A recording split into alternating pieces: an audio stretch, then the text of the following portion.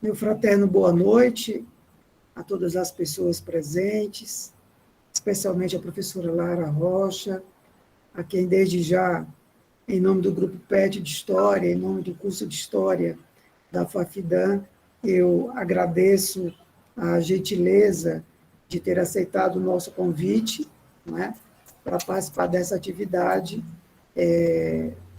para nós, sumariamente importante na noite de hoje, porque vai nos possibilitar pensar a educação, não é?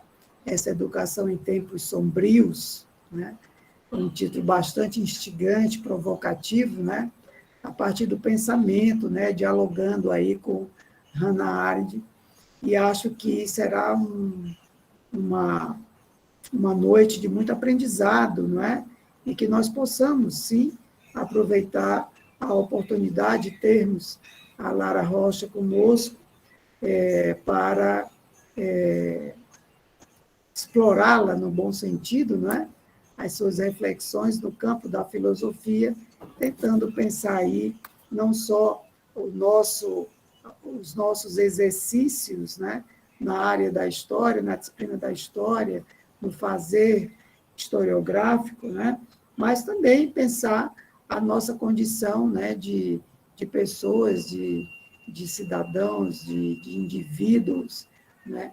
que têm no conhecimento um mecanismo importante no mundo de maneira mais bem postada, né? Compreendendo o sentido da nossa existência. Tá?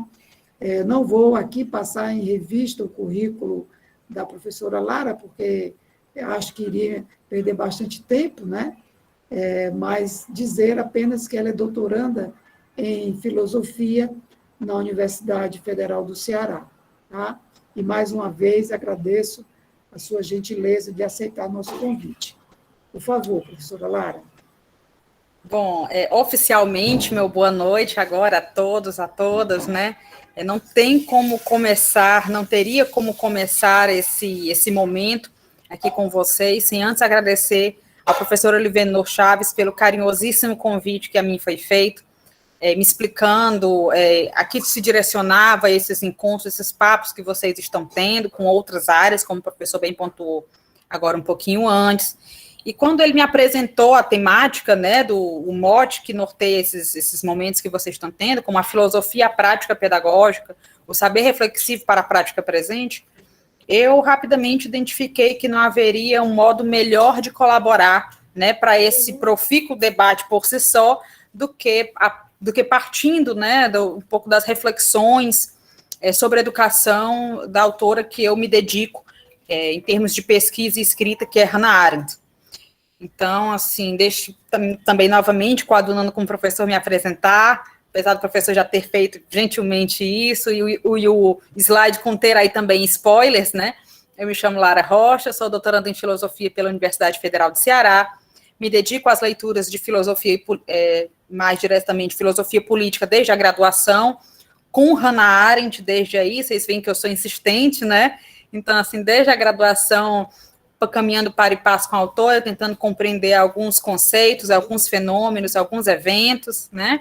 E aí, parto aí, a partir desse convite para pensar, refletir a filosofia, a prática pedagógica, eu convido vocês, já apresentando a partir desse primeiro slide, que a gente vai ter pelo menos 2 grandes conceitos pela frente que vão nortear a nossa fala.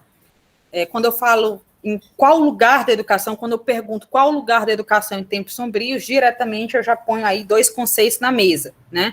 O conceito de educação e o conceito em si de tempos sombrios, que apesar de ter se tornado quase que um clichê, uma fala comum, a gente vê aí tanto em reportagens jornalísticas, filmes, todo mundo, assim como a banalidade do mal, né? É tão mencionado para a gente entender um pouco o que são esses tempos sombrios de Hannah Arendt, para a partir daí a gente pensar um pouco. E aí, a priori, a partir dos slides, depois em conjunto com vocês, em diálogo, como é possível compreender o lugar da educação, onde a educação se situa nesses períodos que a autora considera de ruptura.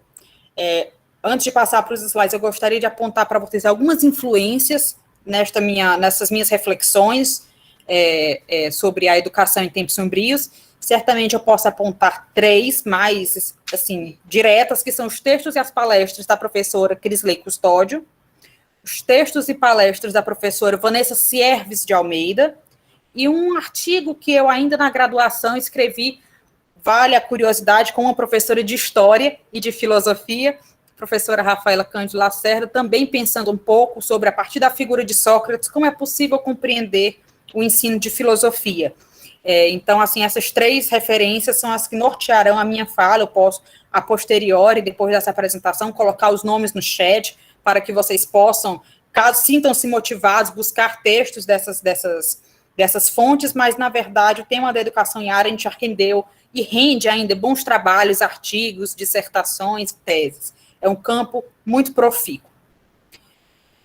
E aí, antes da gente pensar, né, um pouco o que é a educação, como a educação pode se situar nesses tempos sombrios, né, primeiro a gente precisa compreender quem é essa mulher, quem foi Hannah Arendt, né, e aí uma apresentação grossíssimo modo, caso, não sei se todos conhecem um pouco da autora, ou pelo menos dos eventos que podem, grosso modo, nortear a nossa compreensão sobre quem foi ela. Vale ressaltar que ela é uma alemã, nasceu em Linden, atual Hannover, em 1906. Ela era de uma família ela era judia, pai e mãe judeu não praticante. O pai da Hannah Arendt faleceu quando ela tinha 6 anos, e a mãe dela era muito curiosa por eventos e teoria política.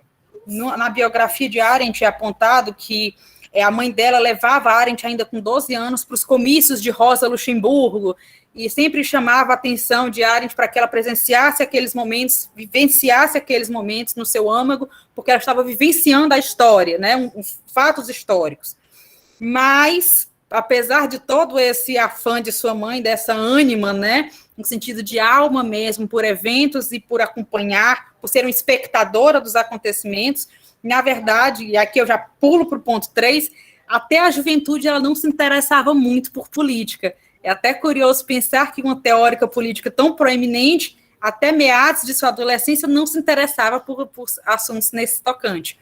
Mas, e o ponto-chave, a chave virou para Hannah Arendt, ela coloca isso textualmente, a partir do momento em que, na juventude, ela começou a compreender as situações de antissemitismo, né, já estamos falando do começo do século XX, e ela percebeu, segundo ela, que a sua judaicidade, o seu ser judia, estava sendo posto como um evento político, um fato político. E ela deveria, diante disso, compreender melhor dos eventos e dos assuntos e dos conceitos concernentes e caros à teoria política, à filosofia política. Então, foi a partir daí, a partir da percepção de que o seu ser judia, a sua judaicidade, era um fato político.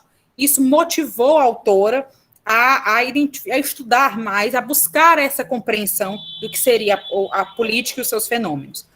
E aí, assim, já neste âmago de compreensão, motivada por esse exercício de compreender, ela estudou em famosas universidades, aqui eu elenquei 3, Berlim, Marburg e Freiburg. Em Marburg, ela foi aluna de Martin Heidegger, um famoso filósofo contemporâneo, e em Freiburg ela foi orientanda de Karl Jaspers, outro famoso filósofo teórico político contemporâneo. Foi ele, inclusive, que a orientou na tese de doutorado dela, no caso, sobre o conceito de amor em Santo Agostinho. E aí, passando essa rapidíssima apresentação acadêmica de quem foi Hannah Arendt, né, alguns outros fatos são dignos de destaque. Ela foi presa em 1933, não por ser judia, mas por portar uma quantidade volumosa do que foi considerado como documentos comunistas, alguns panfletos, livros, cartazes, enfim. Ela passou 7 dias presa, e assim que saiu da prisão, ela foi com sua mãe, elas emigraram para a França, aonde ela foi presa alguns anos depois e foi enviada para o campo de internamento de Gurs, no sul do país. E aí vale um destaque que ela menciona que os judeus, né, no período, eles estavam tão, segundo ela, considerados, né, enquadrados, categorizados como outlaw, fora da lei, não no sentido propriamente de criminosos, mas no sentido de que a lei não protegia mais, não conseguia proteger esse grupo, que ela chega no texto Nós, os Refugiados, ela narra um pouco dessa experiência de ser refugiada. Ela diz que chegou um período em que os judeus eram um grupo tão à margem que eram mandados para campos de internamento pelos amigos e para campos de extermínio pelos seus inimigos. Então, assim, ela foi enviada para o campo de Gurs, no sul da França, e lá ela, por algum problema de vigilância, algo que é meio nebuloso em sua biografia, não muito bem explicado, ela conseguiu fugir desse campo junto com outro grupo de mulheres, viajou para a Espanha e Portugal, da onde ela conseguiu embarcar para os Estados Unidos, é um país onde ela permaneceu até o fim de sua vida, em 1975. Então, assim, outra curiosidade é que mesmo já sendo professora, mesmo sendo uma acadêmica de sucesso, o que foi ela basicamente a partir da publicação de sua primeira grande obra, que é Origens do Totalitarismo, em 1951, ela ganhou fama acadêmica repentina, mas mesmo assim ela permaneceu 18 anos na condição de apátrida. Somente depois de 18 anos que ela chegou nos Estados Unidos que ela ganhou a cidadania americana. Bom, ela, a partir dessa apresentação, vale ressaltar que ela deu aula em diversas instituições de política e teoria política, de filosofia política, de teoria política, em diversas instituições de renome. E aqui eu menciono algumas: Berkeley, Cornell, Chicago, Princeton e New School of Social Research. Essa última instituição foi a que ela permaneceu e ministrou mais disciplinas, permaneceu por mais tempo. Ela ministrava tanto disciplinas do currículo da graduação, quanto também cursos de extensão, de pós-graduação, e faleceu, como eu havia adiantado, em 1975. E aí eu começo esse nosso debate um pouco sobre a educação em Hannah Arendt, fugindo um pouco do que é o recorte convencional. Ela tem um texto, como a gente vai ver mais à frente, que é A Crise na Educação, que é basicamente o ponto a partir do qual a maioria dos debates sobre a educação em Hannah Arendt, eles se baseiam na leitura deste ensaio.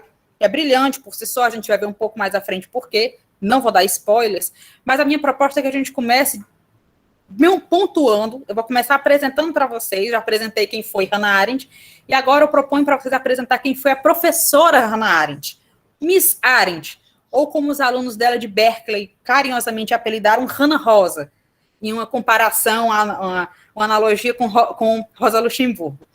Por que eu vou fazer essa proposta para vocês e essa apresentação?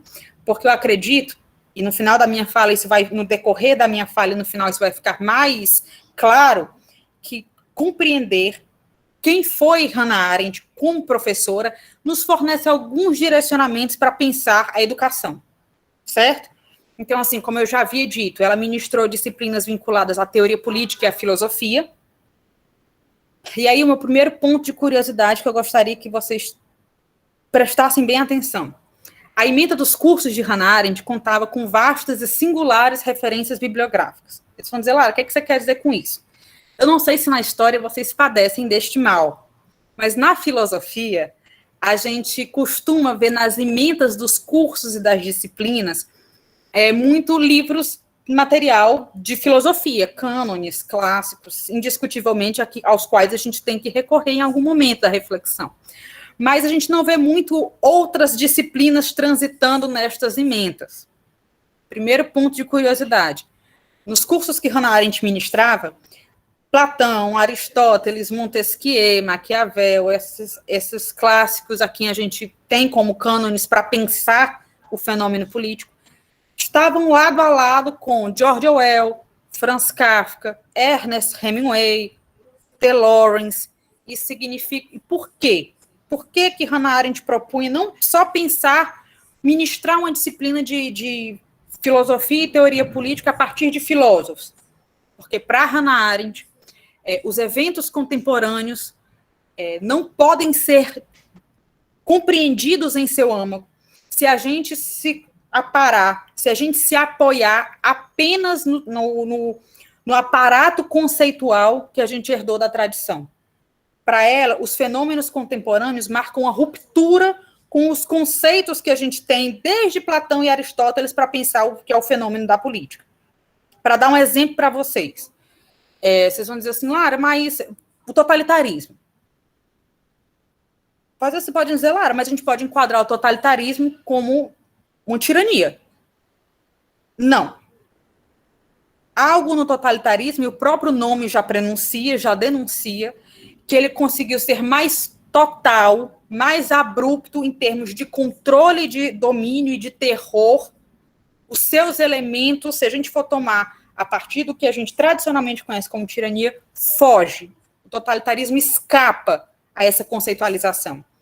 E está aqui dando um exemplo para vocês, mas para Hannah Arendt, os eventos contemporâneos se caracterizam justamente por isso.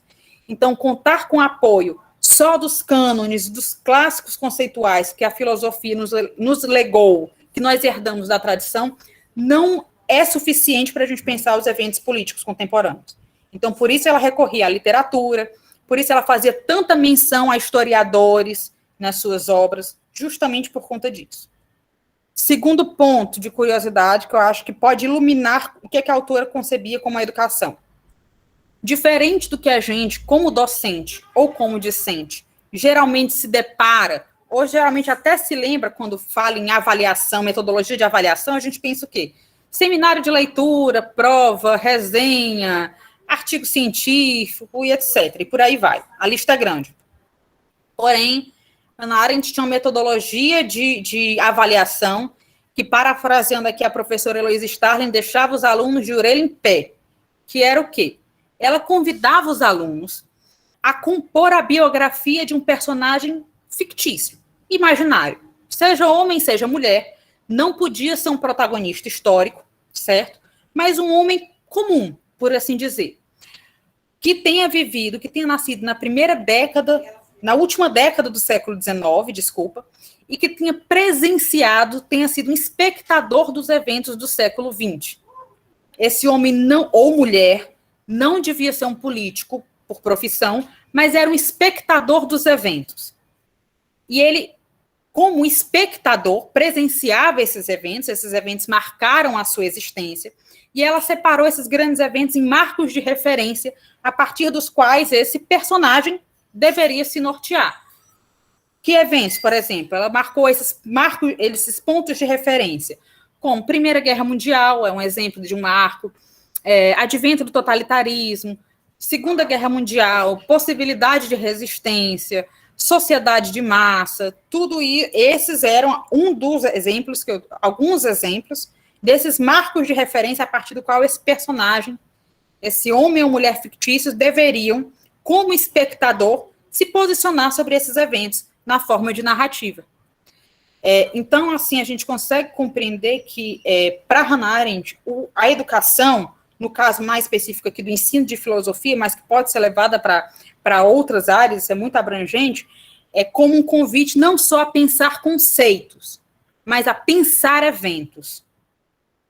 É claro que as disciplinas de Hannah Arendt não ficavam restritas ao debate e à narração oral sobre como esses personagens interpretaram esses marcos de referência que a autora propunha. A partir da narração, da biografia desse homem ou dessa mulher imaginária, ela discutia conceitos essenciais para pensar a coisa pública, como o que é a política, o que é o poder, quais são as formas de governo que a gente conhece, por que um Estado precisa de leis. E, na verdade, muitas vezes, as nossas discussões, quando a gente fica só no campo conceitual e não parte para esses exercícios de imaginação, que eram como Arendt nomeava essa avaliação, eles não tocam muito essas questões que são tão primárias para a gente compreender e para a gente se nortear no mundo. Então, assim, se é possível ensinar, se é possível educar, no caso de Hannah Arendt aqui, vinculada à filosofia e à teoria política, a partir desse convite a pensar sobre os eventos, a gente também pode identificar que o filósofo, nesse caso, também, ou o educador, o docente, também pode ser considerado um contador de histórias, e a educação pode passar também, não só por essa análise conceitual, que, obviamente, eu não estou aqui dizendo que não é importante, gente, mas também pode se desvelar, principalmente como forma de resistência, como uma contação de histórias, e dentro dessa narração, dentro dessa narrativa, discutir conceitos, discutir fenômenos. tá certo? Se o aparato que a gente herdou da tradição não nos dá as ferramentas necessárias para que a gente parta somente desses conceitos para olhar para o que a gente tem de política hoje, ou de antipolítica, eu tenho lá minhas dúvidas, né? Então, é preciso arrumar um outro modus operandi para fazê-lo. E contar histórias, ser um contador de histórias, tem um potencial para ser uma dessas ferramentas. E aqui, finalizando essa parte aqui de quem foi a professora Arendt, ela costumava instigar os seus alunos justamente com essa frase que eu coloquei aqui, pare e pense. Muito para Hannah Arendt, isso não é só um convite, mas para o exercício do pensamento, a gente precisa, de fato, parar para pensar, para submeter aquilo que a gente está observando, aquilo que a gente está questionando, ao crivo crítico desse diálogo de mim comigo mesmo. Então, esse pare e pense, como um convite que a Arendt fez para os seus alunos, eu aqui coloco para vocês também hoje, e que a gente, como discente, pode levar para qualquer situação e para qualquer disciplina. E aí, como a proposta inicial foi de pensar, basicamente, o que são os tempos sombrios e o que é educação, a partir de Hannah Arendt, eu vou, nesse momento, me concentrar nos tempos sombrios para, em seguida, a gente discutir, de fato, o que é o norte do nosso, e o motivo, a ânima do nosso encontro de hoje, que é pensar um pouquinho a educação a partir dela. Primeiro, o que são esses tempos sombrios, famosos? Hoje, a gente escuta essa expressão não tão dificilmente. Na verdade, esses tempos sombrios, se é possível categorizá-los, eles são períodos de ruptura em que as antigas verdades que nós tínhamos e que nos ajudou nas gerações anteriores a pensar e nos locomover no mundo, não são mais suficientes para fornecer esses parâmetros para a nossa ação e para a nossa reflexão. Essas verdades que tínhamos e que tradicionalmente nos foi legada, elas não parecem não conseguir mais falar aos problemas do nosso tempo. E eu vou dar aqui um exemplo simples, parafraseando a professora Crisley Custódio. Digamos que, não sei se vocês já passaram por essa experiência, mas digamos que numa manhã chuvosa, a gente indague a nossa mãe, o nosso pai, o nosso responsável, por que precisamos ir para a escola? Que a gente não quer ir para a escola. E por que a gente precisa ir para a escola? Aí, digamos que a nossa mãe, ou a pessoa que o nosso interlocutor, diz assim, para ser alguém na vida. Um clássico, né? Certamente a nossa mãe, o nosso responsável, viu isso dos seus genitores, e eles dos deles, e eles dos dele. Esta não é uma verdade que parece, pronto, o Igor já está dizendo que ouviu muito isso, né? Essa não me parece ser mais uma verdade tão inquestionável quanto era há um tempo atrás. Então, assim, é característico dos tempos sombrios que todas essas verdades que nos foi passada pela tradição parecem que algo foge nos eventos contemporâneos, como no exemplo do totalitarismo que eu dei agora há pouco. Algo foge, parece que essas verdades não conseguem, a Josi ainda permanece, né, dizendo aí para ser alguém na vida. Algo foge. Essas verdades não abarcam a totalidade dos nossos problemas. Isso é característico dos tempos sombrios. Outro elemento que compõe os tempos sombrios, a partir de Hannah Arendt, é a diluição da participação política eficaz dos cidadãos. Basicamente, os cidadãos exercem o direito ao voto em um período determinado. E, nesse meio termo, não existem, basicamente, iniciativas e espaços para os quais os homens possam deliberar ou participar dos processos decisórios. E aí, assim, para Hannah Arendt, essa diluição, essa inviabilização da participação política, ela, basicamente, ela tem uma série de motivos, mas eu vou elencar aqui, pelo nosso tempo, 2 motivos principais. Para a autora, a partir da Idade Moderna, a política passou gradativamente, ao invés de ser a deliberação sobre os interesses comuns, mas ser a gestão das necessidades particulares dos indivíduos. De modo que hoje isso é muito comum, o indivíduo se sente bem governado, né, acha que está sendo bem governado, quando as suas necessidades estão bem geridas. Quando ele sente que as suas necessidades estão bem geridas, independente se o bem comum está sendo cuidado ou está sendo preservado ou não. Outra face dessa moeda é que a política, também a partir do mesmo período, ela passou a ser considerada uma disciplina especializada. E isso tem implicação direta. aqueles que não são especialistas em política ficam à margem das decisões. É clássico a gente ouvir, deixa para discutir política aqueles que sabem fazer. Então, a maioria daqueles que não sabem fazer, dos que não são experts em política, acabam à margem de todos esses processos de decisão e de deliberação. E assim acabam, indo para o terceiro ponto, alienados de todo esse processo, na verdade, que diz respeito a eles mesmos. Então, assim, o indivíduo, e aqui no terceiro ponto, vale uma ressalva. Em Arendt, toda vez que vocês, não sei se vocês vão se deparar com Arendt em algum outro momento, mas mundo tem 3 leituras principais em Arendt. A primeira é como sinônimo de terra, do planeta. Ela usa até uma metáfora bonita na condição humana, que ela diz que é a morada imortal de seres mortais. É uma leitura de mundo. A outra leitura de mundo é aquela que menciona os artefatos. Aquilo que o homem constrói para o seu conforto. Uma habitação, uma tecnologia. Então, o mundo dos artifícios produzidos pelos homens. Isso é uma outra leitura de mundo. Mas todas as vezes que vocês ouvirem mundo aliado à expressão comum, ao adjetivo comum, vocês vão se deparar com o espaço em que os homens aparecem uns aos outros para agir e discursar o que eles têm em comum entre eles, o que os interessa, o que está entre eles. E é isso, para Hannah Arendt, esse espaço em que os homens aparecem, agem e discursam, é o campo, é a gênese da política.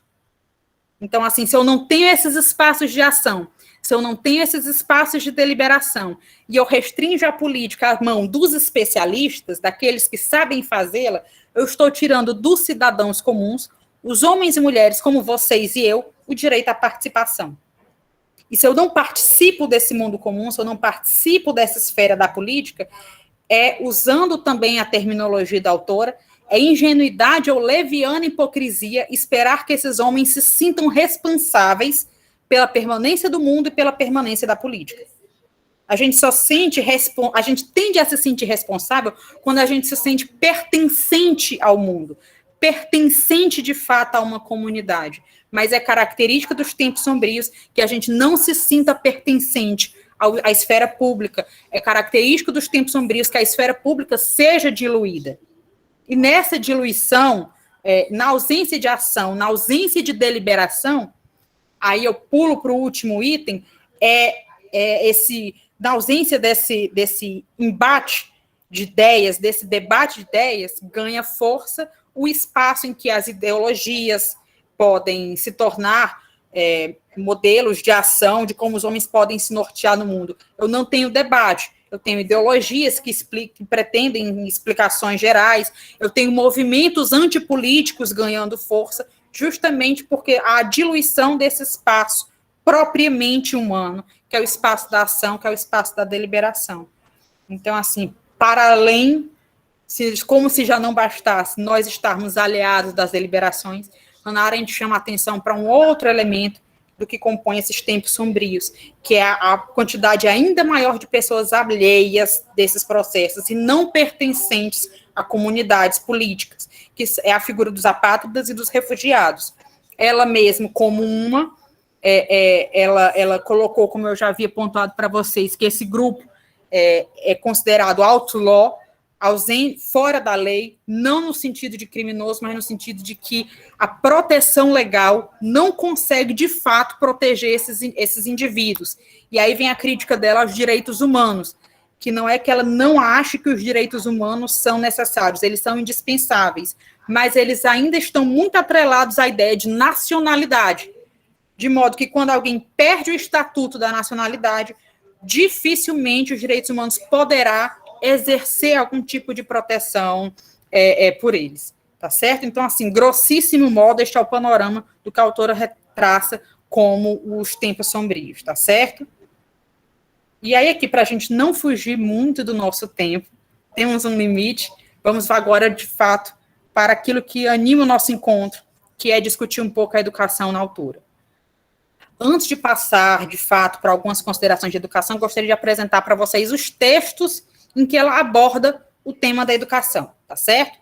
Em 2 deles, a educação aparece como discussão transversal, ela não aparece como objeto central de investigação, mas em uma situação específica, sim, ela vai se debruçar sobre a educação de modo mais pormenorizado. A primeira obra que eu cito é A Origem do Totalitarismo, quando Arendt, no capítulo intitulado Ideologia e Terror, ela menciona que a educação, no contexto totalitário, funciona não como o que a gente vai ver daqui a pouco, também sem spoilers, mas como instrumento de propagação ideológica, instrumento de doutrinação. Ela faz essa menção en passant, mas já nos abre um alerta. Então, a educação pode servir, pode se desvirtuar do que seria a sua essência para funcionar como instrumento de doutrinação e de propagação ideológica. Primeiro ponto. Segundo ponto, ela escreveu um controverso ensaio intitulado Discussões sobre Little Rock. É outro em que a educação não é o objeto central de investigação da autora, mas o start é o início das discussões. Ela, a partir da imagem de uma criança negra sendo hostilizada ali nas décadas de 50 e 60 nos Estados Unidos, ao ir para a escola, ela parte dessa imagem dessa criança ao ser hostilizada em ir para a escola para discutir questões sociais e políticas. Porém, ela foi muito criticada nesse ensaio por alguns autores, escritores, teóricos americanos em especial, que apontaram um certo desconhecimento da autora no tocante à questão negra, e que ela não havia percebido o quão intrincados de elementos políticos e sociais, outros, para além do que ela discutiu, estavam envolvidos na questão. Ela acolheu a crítica, refletiu e resolveu tomar a educação como objeto central de um texto seu. Não a educação de um grupo específico, de um gênero específico, mas a educação de modo geral. E esse texto sobre a educação que ela tem chama A Crise na Educação, certo? Na tradução para o português, a gente tem na obra Entre o Passado e o Futuro, essa aqui, que eu mostro para vocês, mas, assim, ele é facilmente obtido na internet. Tanto o livro quanto o texto em si, tá certo? E é o que é curioso, porque ela foi uma professora, apesar dela dizer no texto, olha, eu estou aqui discutindo a educação, mas eu não sou uma educadora profissional. Mas, assim, apesar disso, né, ser a única obra que ela, de fato, se debruça sobre a educação, ela foi uma professora de destaque. Então, assim, fica aí, a título de curiosidade, os textos em que a educação aparece na autora. Para começar as nossas discussões sobre a educação, eu gostaria de apresentar para vocês essa citação, talvez alguns de vocês já tenham visto, ela se tornou canônica no texto A Crise na Educação da autora. E a partir dessa citação, que eu vou ler aqui com vocês, eu vou tirar 2 conceitos que são essenciais para a gente compreender o que a autora entende por educação. O que nos diz respeito é a nossa atitude face ao fato da natalidade, o fato de todos nós virmos ao mundo ao nascermos e de ser um mundo constantemente renovado mediante o nascimento. A educação é o ponto em que decidimos se amamos o mundo o bastante para assumirmos a responsabilidade por ele, e com tal gesto, salvá-lo da ruína que seria inevitável, não fosse a renovação e a vinda dos jovens. A educação é também onde decidimos se amamos nossas crianças o bastante para não expulsá-las de nosso mundo e abandoná-las a seus próprios recursos, e tampouco arrancar de suas mãos a oportunidade de empreender alguma coisa nova e imprevista para nós, preparando-as, em vez disso e com antecedência, para a tarefa de renovar um mundo comum. Essa frase se tornou assim um clássico no que diz respeito à educação em Arendt, e eu trago elas para vocês para chamar atenção para 2 pontos.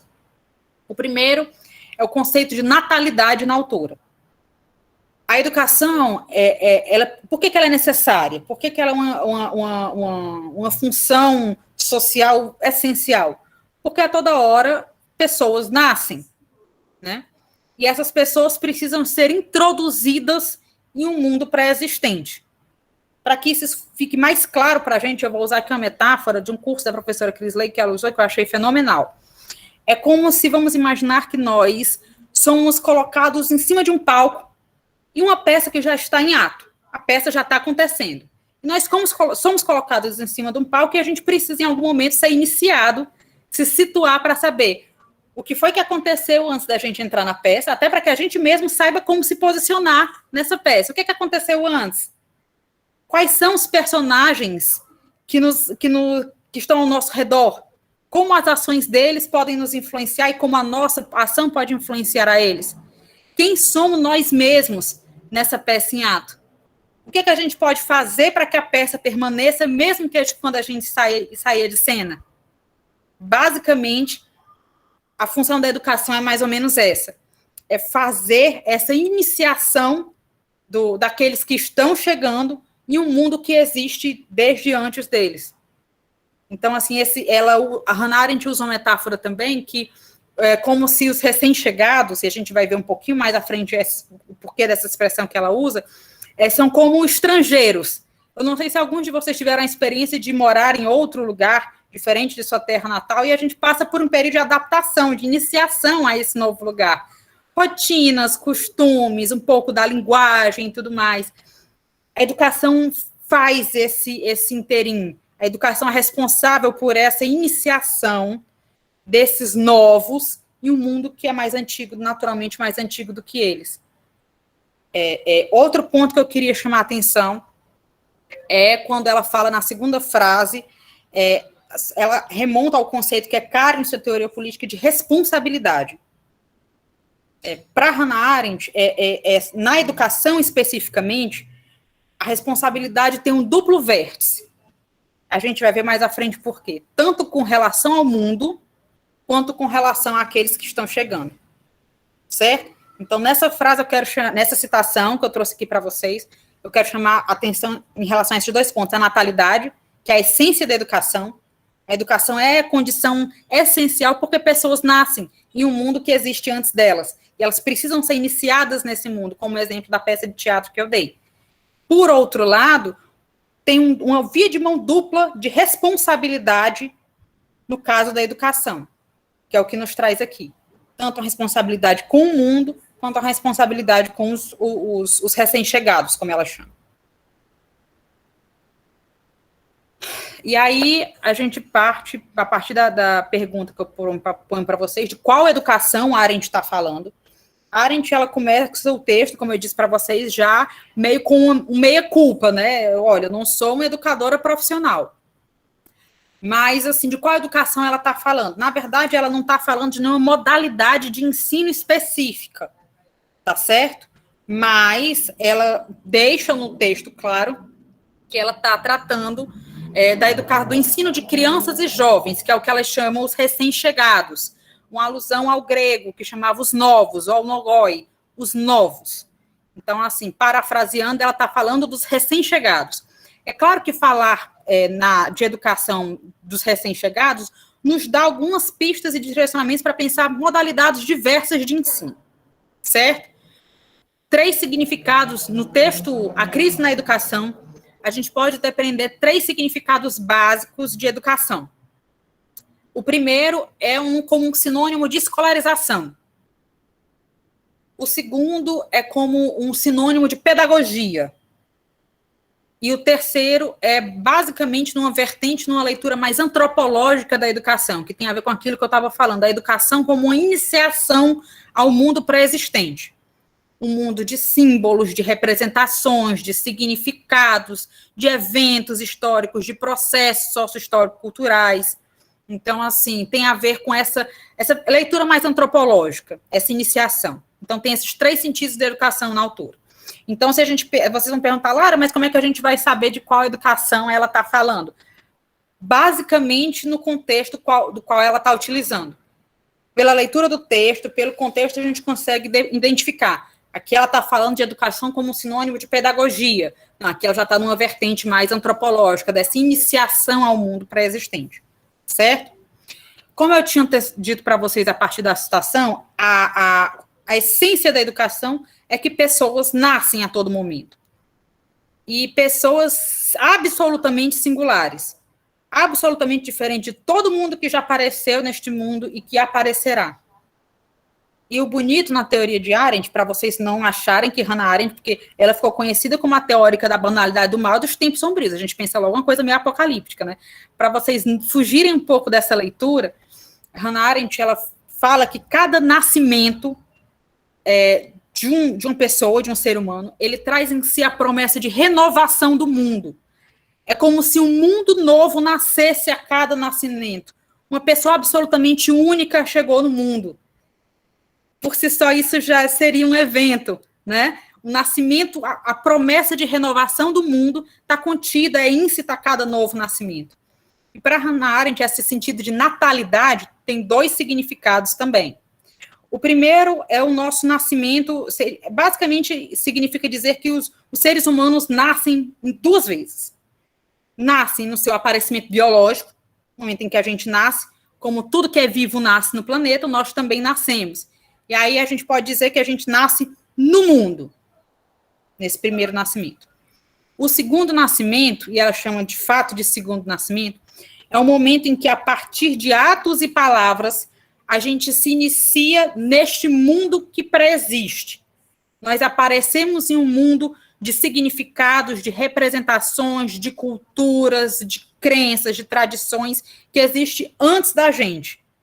Então, a partir de atos e palavras, a gente se insere nesse espaço.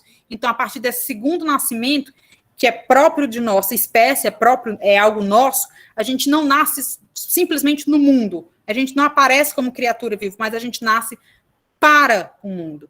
E esse nascimento para o mundo, esse processo desse segundo nascimento, é que a educação forma os indivíduos para que eles nasçam e se insiram neste mundo que existe antes do aparecimento biológico delas. Então, basicamente, a natalidade em Hannah Arendt é a educação. A natalidade é a essência da educação, porque a gente não apenas aparece como espécie biológica, mas a gente nasce para um mundo de incomensuráveis eventos, processos, significados, símbolos, e a gente precisa ser iniciado nisso tudo. Então, assim, esse natalidade e singularidade formam aí, vamos dizer assim, a razão de ser da educação. E aí vem esse duplo significado da educação que eu havia falado antes sobre a responsabilidade. A educação, ela tem a ver com assumir responsabilidade, primeiro, pelo mundo, e aí eu chamo a atenção que eu já vi alguns colegas falar que, por conta da utilização do termo conservação, a Arendt diz que a gente precisa, na educação, se responsabilizar pela conservação do mundo. Ela está falando no sentido de permanência. Por quê? Porque esse novo que vem em cada geração, em cada indivíduo, não necessariamente é algo bom. Pode trazer em si a semente de algo caótico, de algo destrutivo. Então, assim, a educação tem um duplo verso de responsabilidade. Primeiro, a responsabilidade no sentido de conservação e permanência do mundo, não tem a ver com conservadorismo político, no sentido de manutenção do status quo, não é nada disso, é no sentido de permanência mesmo.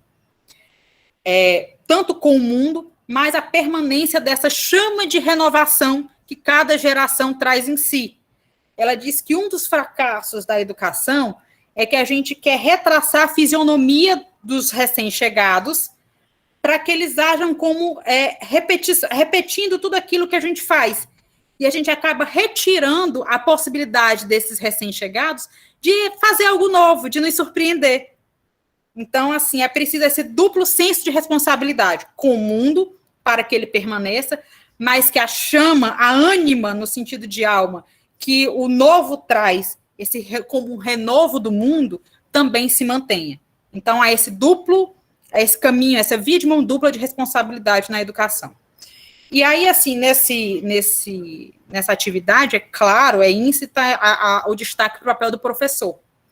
E para ela, o papel do professor pode ser lido de 2 formas, grosso modo, pode ser lido de 2 formas. A primeira, o professor é aquele homem ou mulher que vai apresentar esse mundo para os recém-chegados.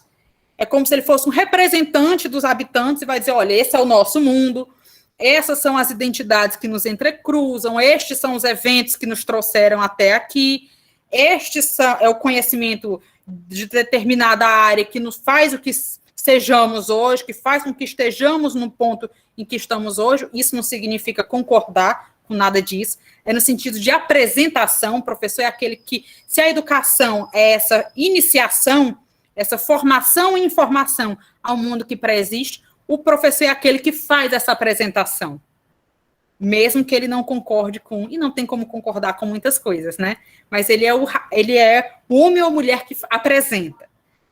Por outro lado, também cabe ao professor, também é importante que o professor faça, a partir de Arendt, meio que o despertar dos alunos para o que ela chama de amor mundi, que tem a ver com o senso de cuidado, a responsabilidade com o mundo. O professor deveria incutir nos recém-chegados esse senso de responsabilidade para que o mundo permaneça. E aí eu vou jogar uma pergunta para vocês, vou passar a batata quente. Será possível que o professor exerça essa ânima de amor mundi, esse compromisso com o mundo nos recém-chegados, se ele mesmo não se sente pertencente ao mundo? Se ele mesmo se sente alheio ao mundo, será possível que ele consiga convidar os alunos a despertar esse amor mundi? Passei a bola para vocês. E aí, por fim, para entender de qual educação a Arendt está falando, ela menciona isso numa primeira leitura. Ela é um pouco criticada, diz, Hannah Arendt está querendo divorciar a educação da política, ou, meu Deus, a Hannah Arendt seria uma defensora da escola sem partido. Não tem nada a ver com isso. Hannah Arendt acredita que a educação faz parte de uma esfera que ela chamou pré-política. Como é que a gente pode entender isso? A partir de duas vias principais. A primeira é que, para Hannah Arendt, a escola, a instituição acadêmica e a educação se situa num campo, é a ponte entre a esfera pública e a esfera privada. A escola nem é órgão, instituição, em que se faz as deliberações dos processos políticos, mas também a escola não é uma continuação do lar. A escola faz essa ponte, ela se situa nesse campo híbrido, vamos dizer assim, entre esfera pública e esfera privada. Por isso, para Hannah Arendt, ela é pré-política. Por outro lado, Hannah Arendt menciona que a educação, ela lida geralmente com seres em formação, é o que a gente chama na filosofia seres em potência, seres em vir a ser, seres que estão sendo iniciados neste processo de formação. Subentende-se, ou pelo menos deveria ser, que na política estamos lidando com pessoas que já passaram por este processo de formação e de apresentação ao mundo, tá certo? Então, assim, a escola e a educação são pré-política por esses dois motivos principais, mas aqui cabe uma ressalva. Isso não significa que experiências escolares e práticas educacionais não sejam entrecruzadas por questões políticas. Porque se assim fosse, ela não ia achar, e aqui eu já dando um spoiler fenomenal, que a crise na educação é uma reverberação da crise do mundo moderno, contemporâneo. Então, assim, claro que se a gente for pensar em termos de vivência, por exemplo, digamos que alunos, jovens recém-chegados, né, que estão na vivência de um grêmio estudantil. Claro que se a gente for pensar a ação em termos de ação e deliberação pelo bem comum, não deixa de ser uma representação disso na vivência do grêmio estudantil. Se a gente for pensar em discussões sobre conteúdos curriculares, é claro que isso é entrecruzado por questões sociais e políticas. Óbvio. Então, dizer que a escola é pré-política não é diminuir, a Ingrid já manifestando saudade de um grêmio, né? Dizer que a educação e a escola são da esfera pré-política não é diminuir o papel da educação e da escola, ao contrário, é considerá-la como a condição essencial para que os jovens e as crianças sejam formados, apresentados a esse mundo de modo suficiente para que possam, a seu tempo, se responsabilizar por ele. É só isso. A escola, e para Hannah Arendt, muitas vezes, você colocar a escola como esfera pública pode incorrer no risco de escola virar doutrinação, e é o que ela fala um pouco nas origens do totalitarismo. Então, assim, não é diminuir a escola, ou é dizer que a escola tem que ficar alheia às questões políticas, mas é que o lugar ideal da educação é justamente fazendo essa ponte entre a esfera pública e a esfera privada, certo?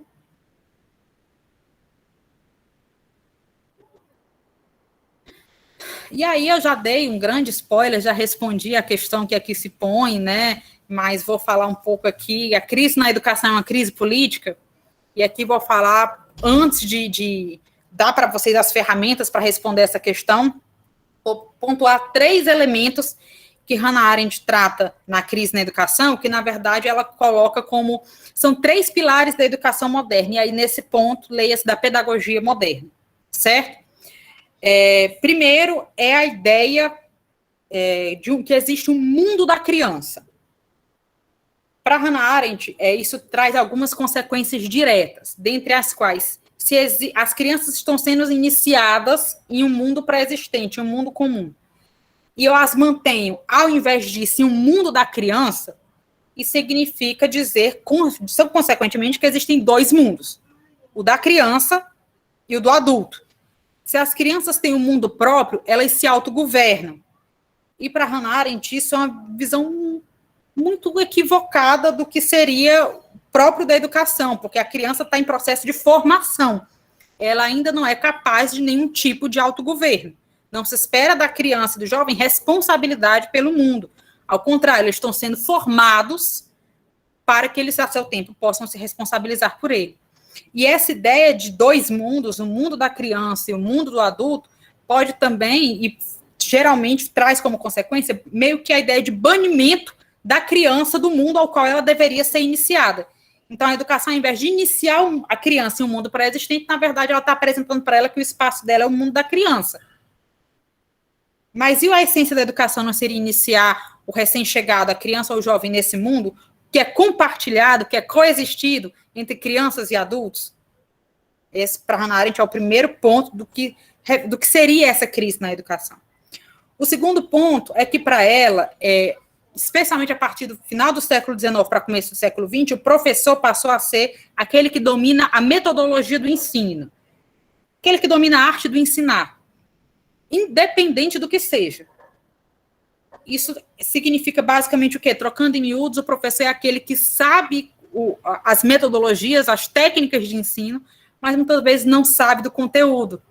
Ela chega a dizer na crise da educação que tem algumas situações em que o professor está só um passo além da sua turma no que se refere a conteúdo. O professor se tornou aquele que sabe transmitir. Mas e a importância do conteúdo? Se a educação se refere e o professor tem que ser aquele que apresenta o mundo à criança. Será que só o método basta para fazer essa apresentação, essa iniciação? Será que só saber como fazê-lo é suficiente para despertar nesses recém-chegados o amor mundi? Então, ela questiona essa valorização do método, não que o método não seja importante, é fundamental, mas o conteúdo, se a gente está falando de uma apresentação, também a gente não pode esquecer do conteúdo, também a gente não pode esquecer do conhecimento, do saber. O professor é aquele que apresenta, então ele tem que ter domínio daquela área específica que ele está apresentando, certo? E o outro ponto de crise que Hannah Arendt questiona sobre essa crise na educação seria a perspectiva de que a gente só pode aprender aquilo que a gente faz. Na educação infantil, a gente pode identificar como as crianças só aprendem brincando. E para Hannah Arendt isso é muito problemático em diversos pontos. O primeiro é que, para Hannah Arendt, a educação, inclusive, é aquele ponto em que as crianças vão começar gradativamente a se responsabilizar por alguma coisa. Tarefas, exercícios escolares e tudo mais. E eu jogar isso à margem em detrimento do brincar, da prevalência do brincar, para Hannah Arendt eu estou tanto inviabilizando esse senso de responsabilidade, que começa nas tarefas, nos deveres escolares, na realização dos exercícios, quanto eu estou, por outro lado, esvaziando de ludicidade a própria brincadeira. Quando eu transformo o que teria que ser a atividade própria da criança em algo com resultados previamente mensuráveis, eu estou esvaziando de ludicidade a brincadeira.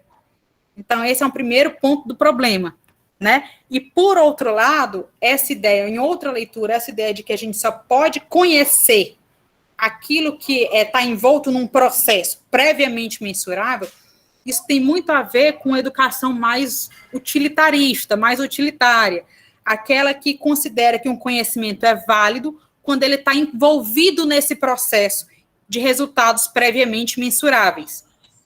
Isso facilmente pode ser mais facilmente levado para disciplinas que exijam um determinado grau dessas observações a nível de experimento, né?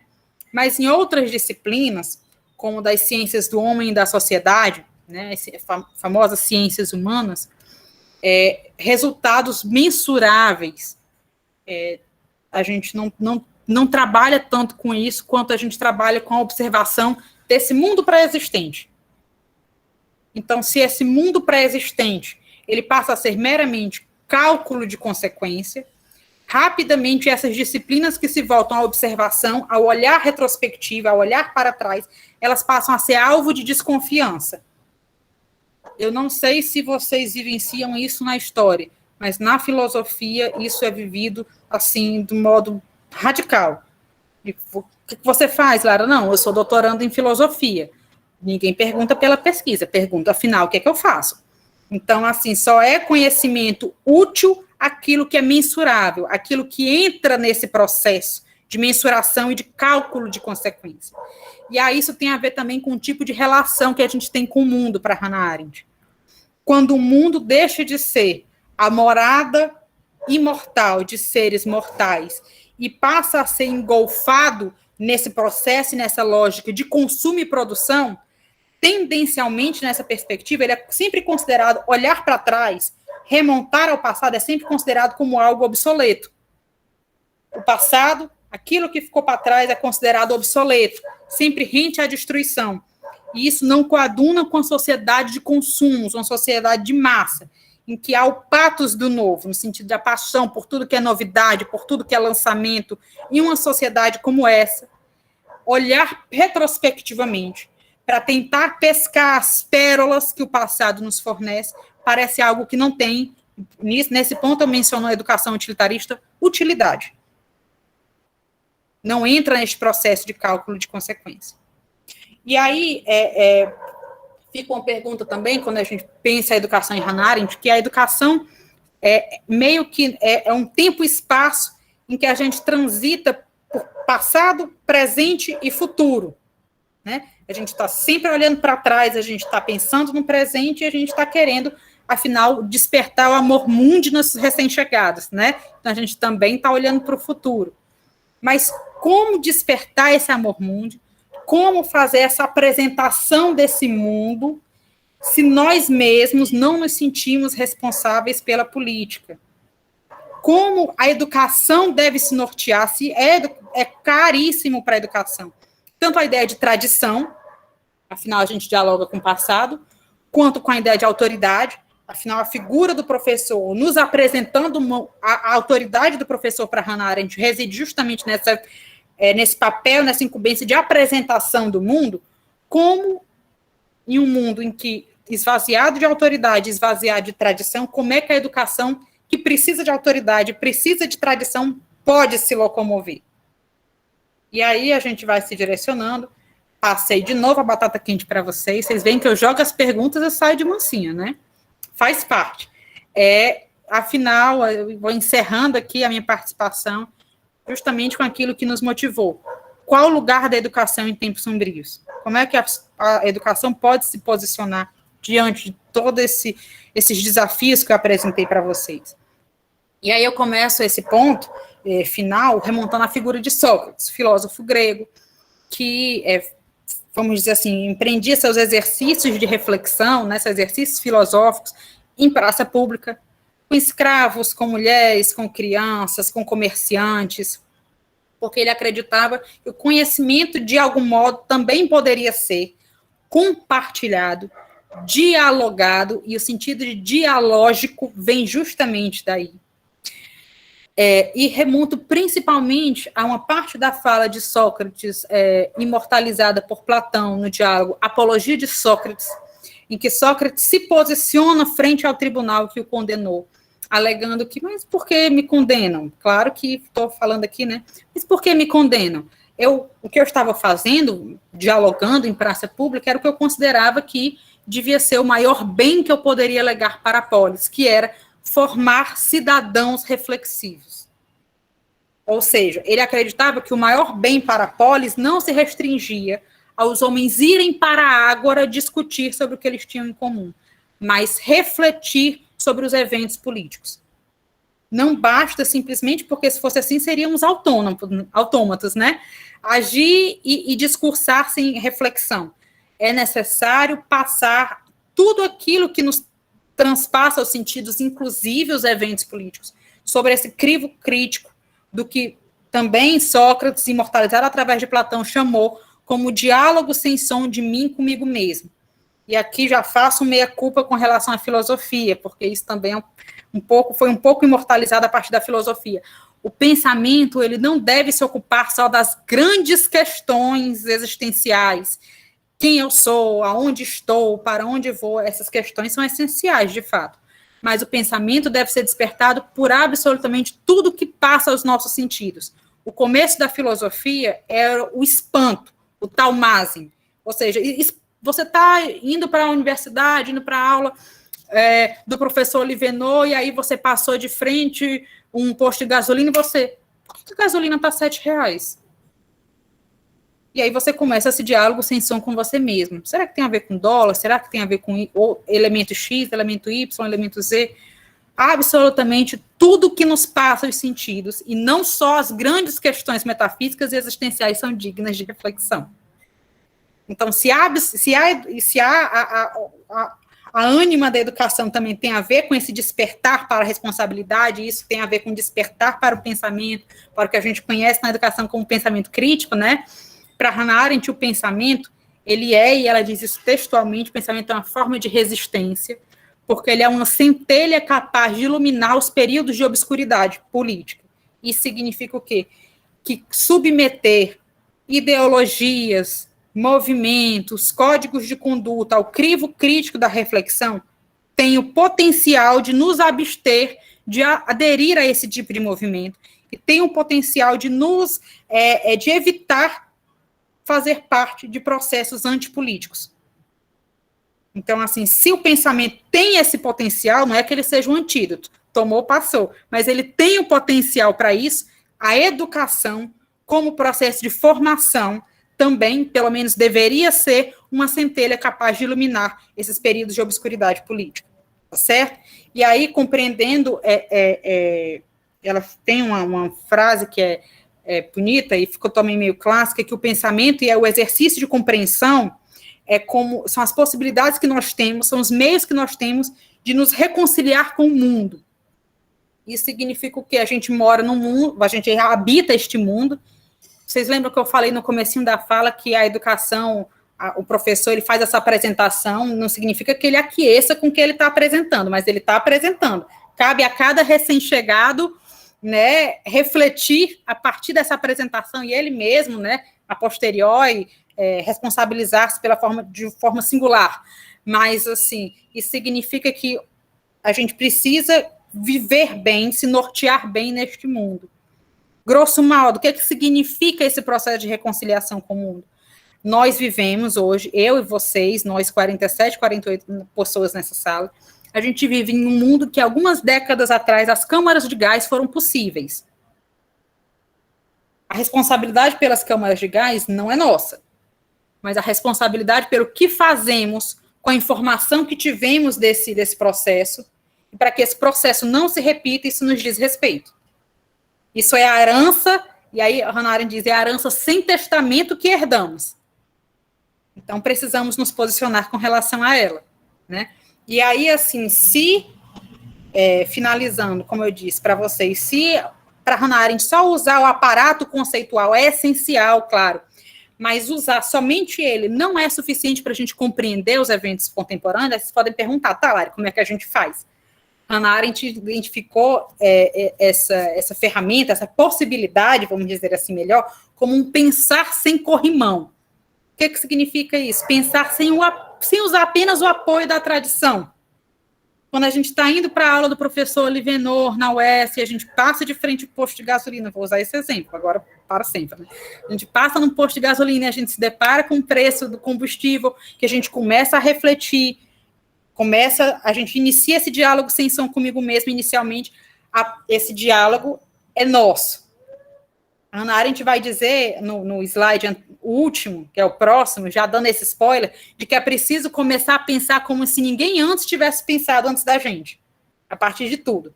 Depois que esse diálogo tiver maturado, aí, claro, a gente convida os clássicos para pensar conosco.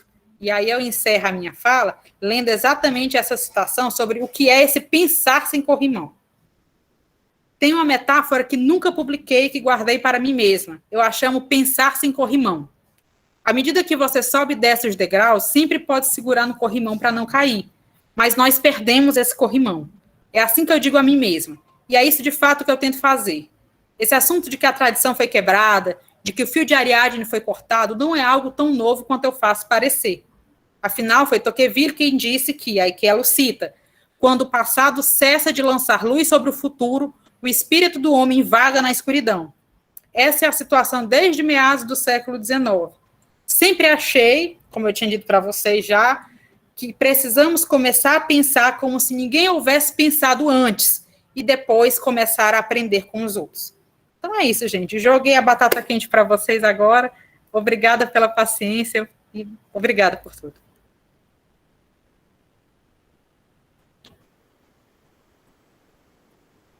Querida Lara, eu devo confessar que falta a mim linguagem, tá, para traduzir, para dizer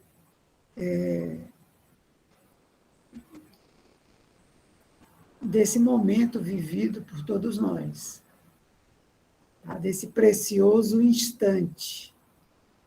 Tá?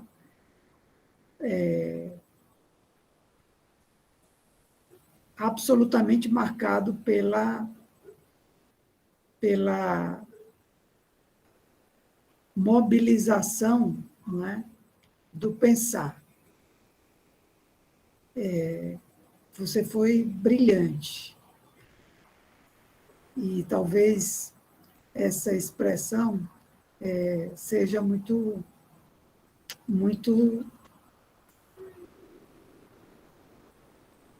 limitada. Tá? Por isso que eu comecei dizendo que eu não teria uma linguagem, tá? Uma palavra. Mas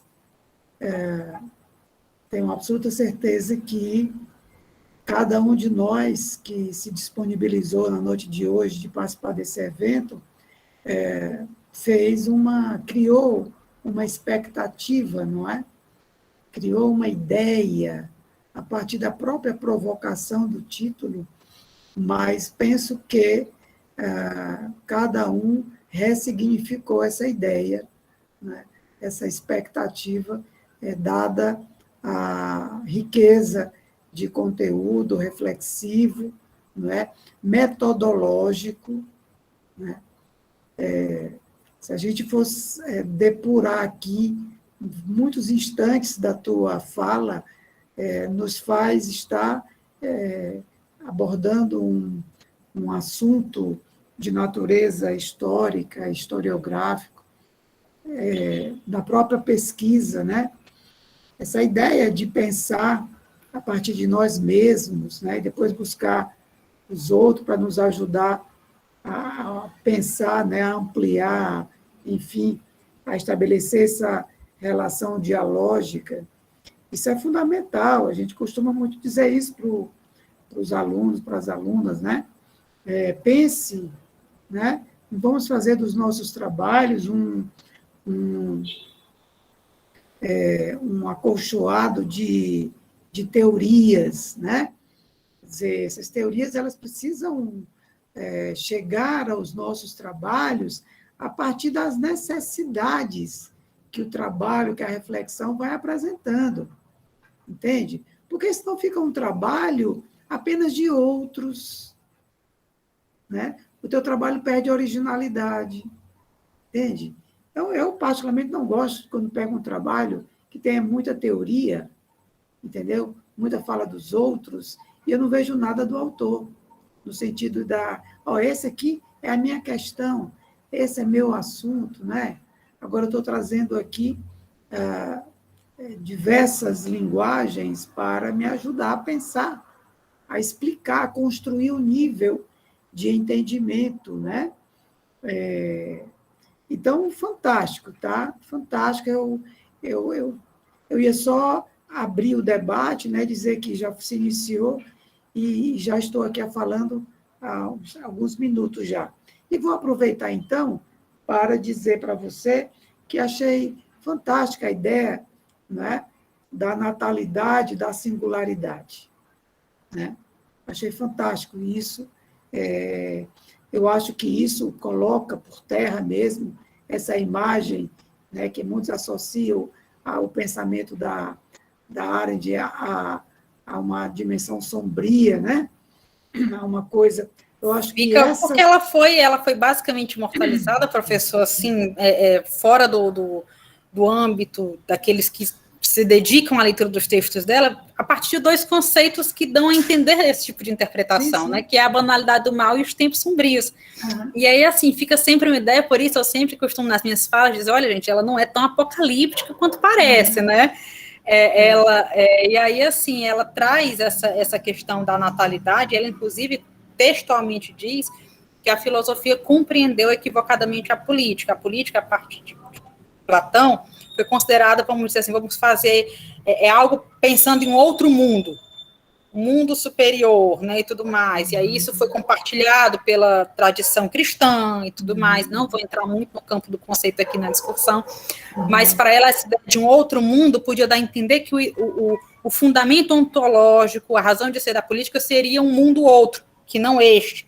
E ela diz, não, a política existe por conta deste mundo, pessoas nascem, a gente tem o ímpeto de agir e de discursar com os nossos pares, e o fato de sermos seres únicos faz com que a gente basicamente se sinta impelido a mostrar quem somos.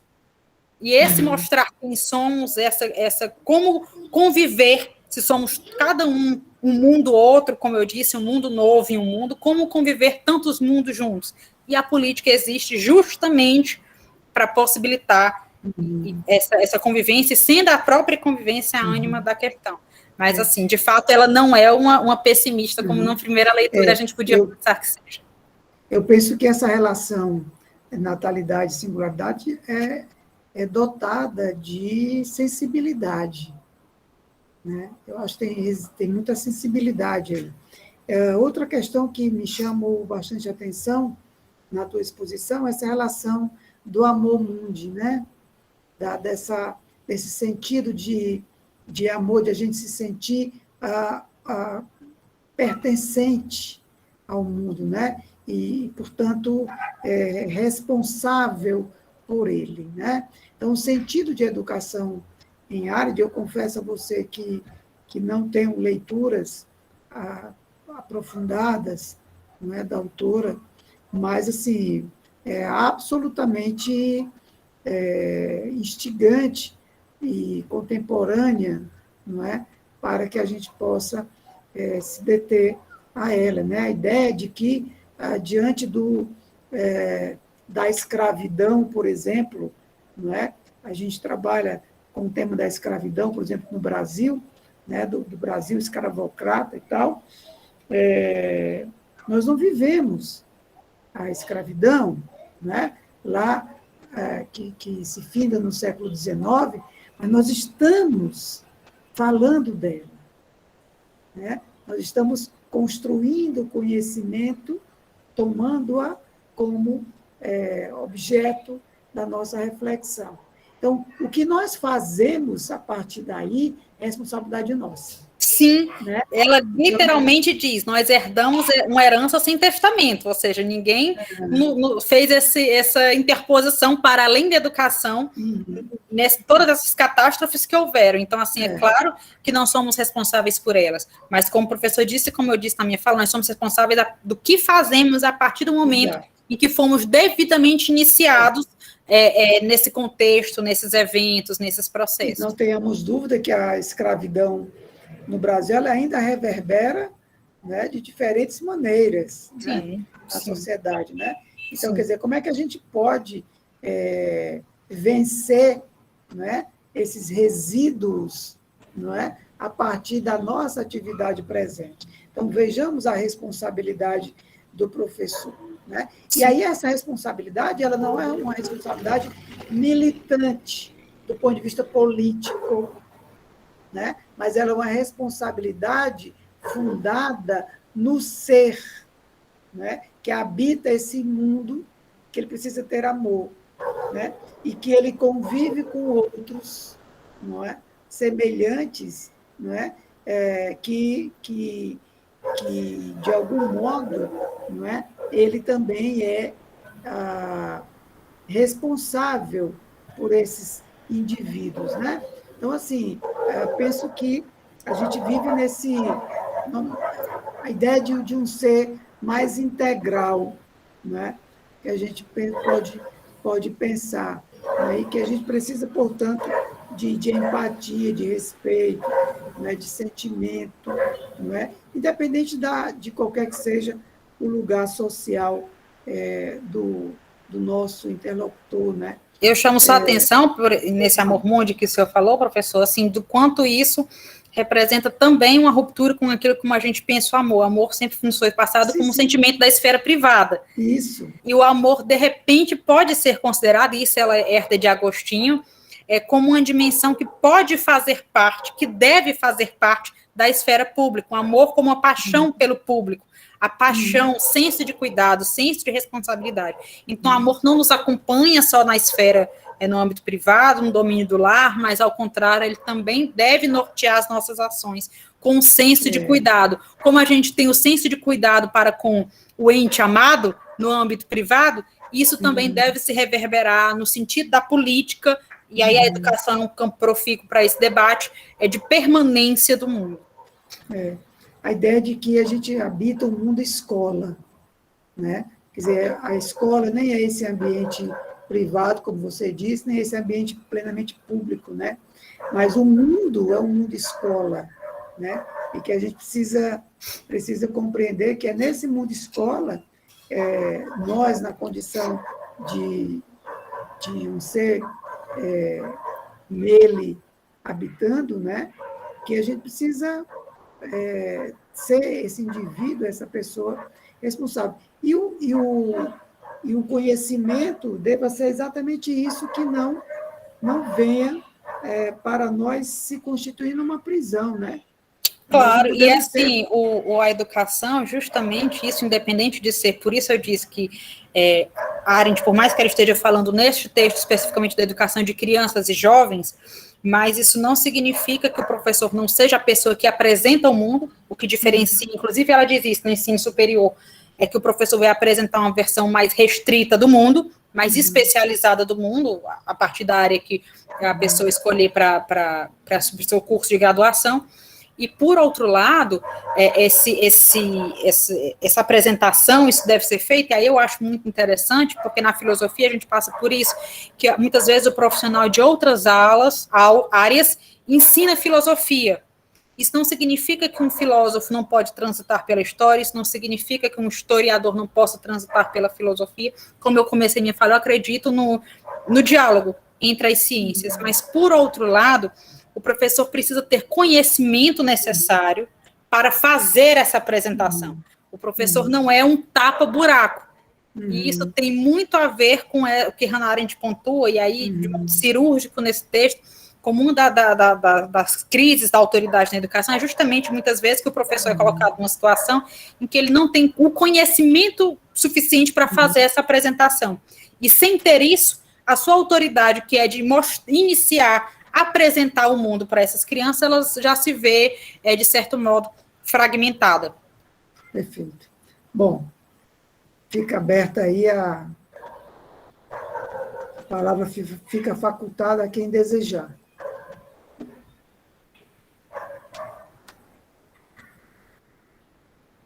Professor Francisco Antônio. Boa noite. Boa noite, Francisco Antônio, tudo bem? Tudo bem. Clara, assim, não sei, eu tô meio perdido, para mim te conheço de algum lugar, não sei. Quem sabe já nos vimos em algum evento, alguma coisa, né? Eu já participei de alguns eventos na UES, aqui no campus de Fortaleza, inclusive na temática da educação. Então, pode ser que já tenhamos nos batido em alguma situação. Eu fiz o mestrado e o doutorado lá na sociologia, né? Antes a filosofia, né, funcionava lá na sociologia. Eu né? fiz algumas disciplinas no Benfica. Pode ter Pronto. sido isso. Acho que pode ter sido, mas assim, quando eu te vi, assim, lembrei, não, acho que eu a conheço de algum lugar, certo? Então, em primeiro lugar, assim, agradecer por essa excelente, não vou dizer nem fala, né, assim, você nos iluminou, assim, bastante essa noite, né, então a gente que estamos vivendo realmente esses tempos sombrios, né, chega um momento que às vezes a gente, né, perde um pouco a esperança, né, nós mesmos que vivemos, né, assim, que temos a possibilidade de pensar, né, além do que está acontecendo, imagine, digamos assim, o cidadão médio, né, o cidadão que não tem tempo, que não tem as condições de ler minimamente, né, algo para, digamos, iluminar um pouco a existência, né. Então, em primeiro lugar, agradecer essa sua grande contribuição, certo?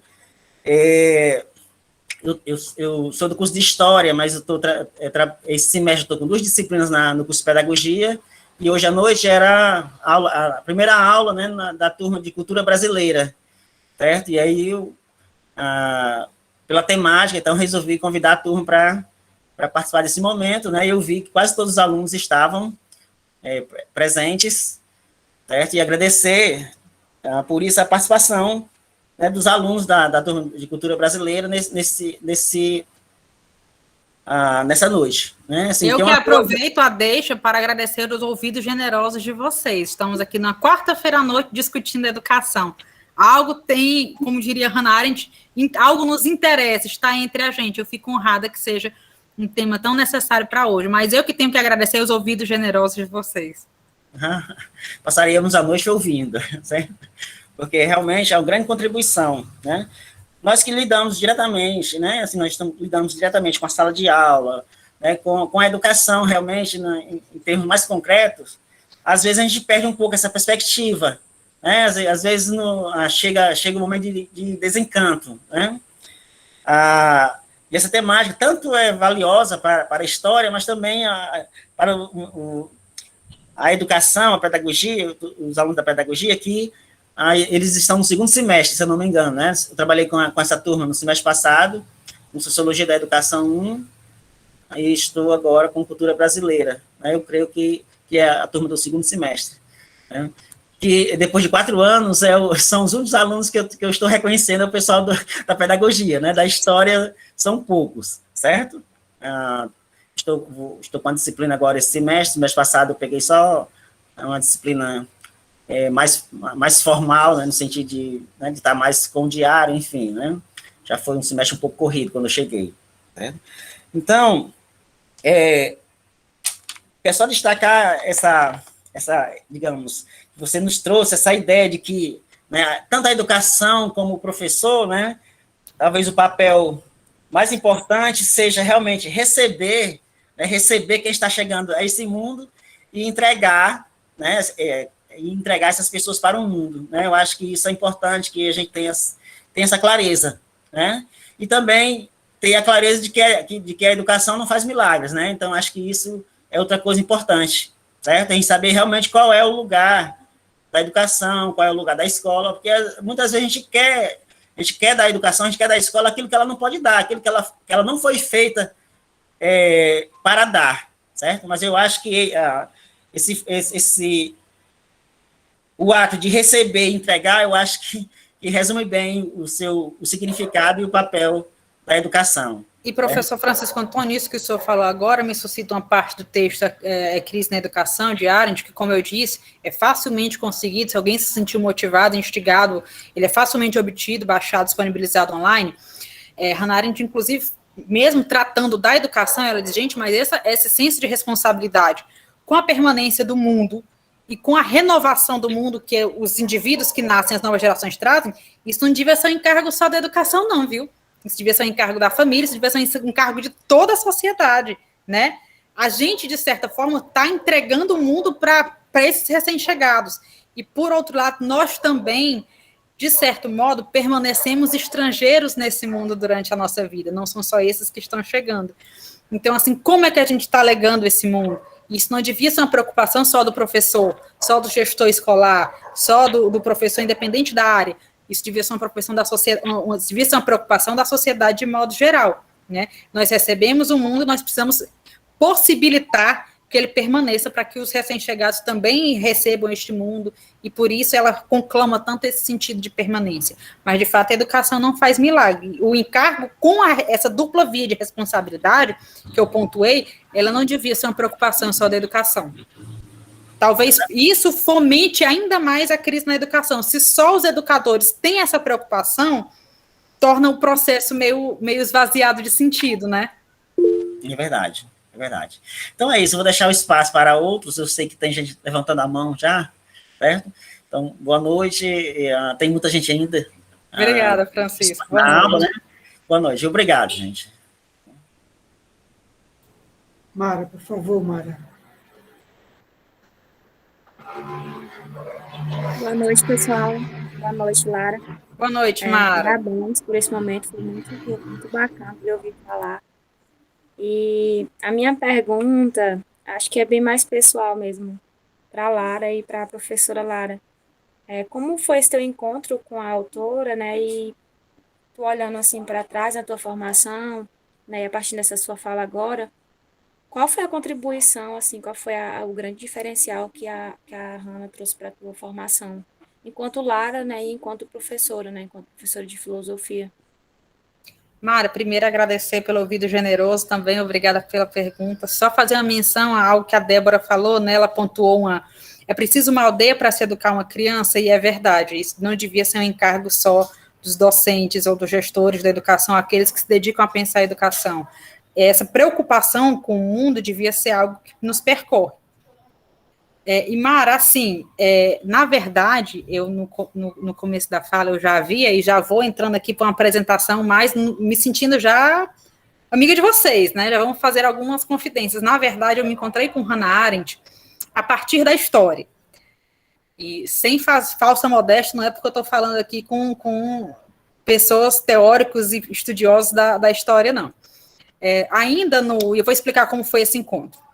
Ainda na minha vivência escolar, ensino fundamental e médio, eu sempre fui muito interessada, sempre tive mais interesse, mais motivação, mais ânimo para estudar as disciplinas das ciências humanas e de linguagem de modo geral.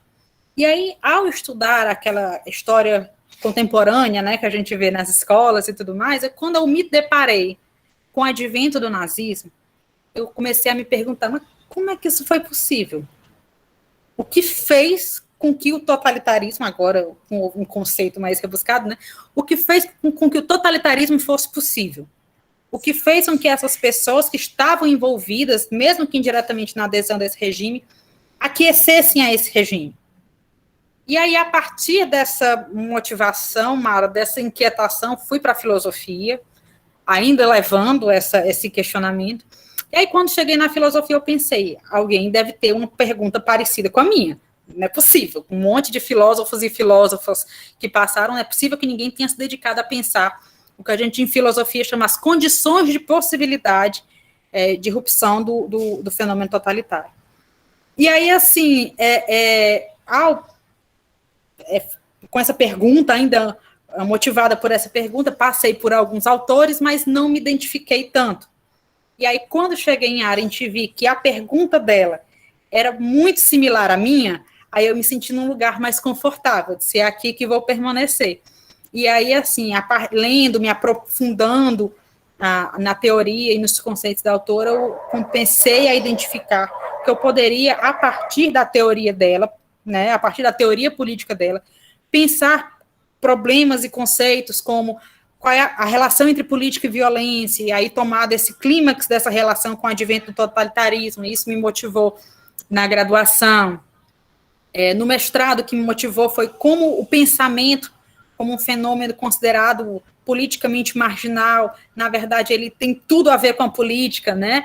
A gente não, tomando aquela ideia de Sócrates, o cidadão reflexivo, e como isso é mais agudizado nesses períodos de obscuridade política, né? Nesse período a gente percebe, de fato, como pensar basicamente uma válvula de escape no meio de todo esse processo de obscuridade da coisa pública. E agora, no doutorado, meu objeto de estudo também, Hannah Arendt, mas já dando um spoiler para vocês, pode ser que a gente se encontre, né, nos eventos, em outros momentos da vida, é como a burocracia consegue inviabilizar a participação política dos indivíduos. Então, assim, a partir de uma pergunta inicial que me foi feita ainda na formação, no colégio, nas aulas de história, essa pergunta me motivou na faculdade, e eu, mesmo que não na história, mesmo que na filosofia, essa pergunta permaneceu, e eu identifiquei em Arendt uma pergunta, ela partiu de uma pergunta muito parecida com a minha. Então, isso gerou um senso de identificação, e a partir daí eu resolvi caminhar para e passo com ela. Mas, basicamente, meu encontro com ela foi esse, Mara.